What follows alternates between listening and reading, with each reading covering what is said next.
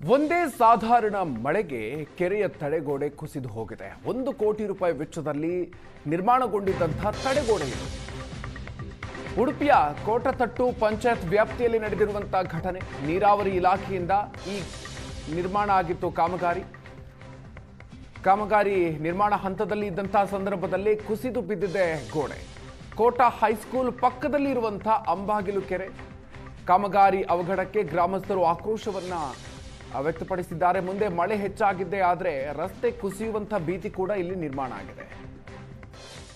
ಮಳೆಗಾಲದಲ್ಲಿ ಅಪಾಯಕಾರಿ ಸ್ಥಿತಿ ತಲುಪಿರುವಂಥ ಒಂದು ಕೆರೆಯನ್ನು ನಾನು ನಿಮಗೆ ತೋರಿಸ್ತಾ ಇದ್ದೇನೆ. ಕೋಟ ಹೈಸ್ಕೂಲ್ನ ಪಕ್ಕದಲ್ಲೇ ಈ ಕೆರೆ ನೀವು ನೋಡ್ಬೋದು. ಭಾಳ ಸುಂದರವಾದ ವ್ಯವಸ್ಥಿತವಾದ ಕೆರೆ. ತಲೆಮಾರಿನ ಹಿಂದೆ ಐತಾಳರು ಅನ್ನೋರು ಇದನ್ನು ಕಟ್ಟಿಸಿಕೊಡ್ತಾರೆ. ಈ ಊರಿನವರು ಇದರಿಂದ ಸಾಕಷ್ಟು ಪ್ರಯೋಜನವನ್ನು ಕೂಡ ಪಡೆದಿರ್ತಾರೆ.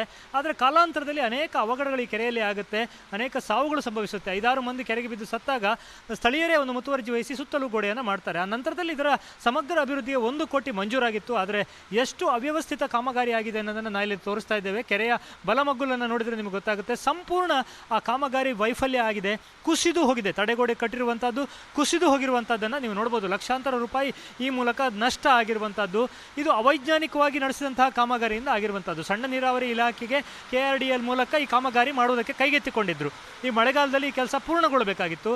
ಆದರೆ ನೋಡಿ ನೀವು, ಅಲ್ಲಿ ಏನು ಹಳೆಯ ಬೇಸ್ಮೆಂಟ್ ಇತ್ತು, ಆ ಕೆರೆಗೆ ಸುತ್ತಲೂ ಹಾಕಿದ ಗೋಡೆಯ ಹಳೆಯ ತಳಪಾಯದ ಮೇಲೇ ಹೊಸ ಒಂದು ಗೋಡೆಯನ್ನು ಕಟ್ಟಿದರ ಪರಿಣಾಮ ಅದು ಸಂಪೂರ್ಣ ಕುಸಿದು ಹೋಗಿರುವಂಥದ್ದನ್ನು ನೋಡಬಹುದು. ಇನ್ನೊಂದು ಕಡೆಯಲ್ಲಿ ಶಾಲೆ ಇದೆ.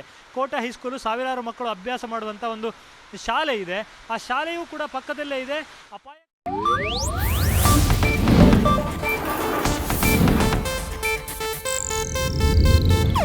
ಇದು ಏಷ್ಯಾನೆಟ್ ನ್ಯೂಸ್ ನೆಟ್ವರ್ಕ್ ಪ್ರಸ್ತುತಿ.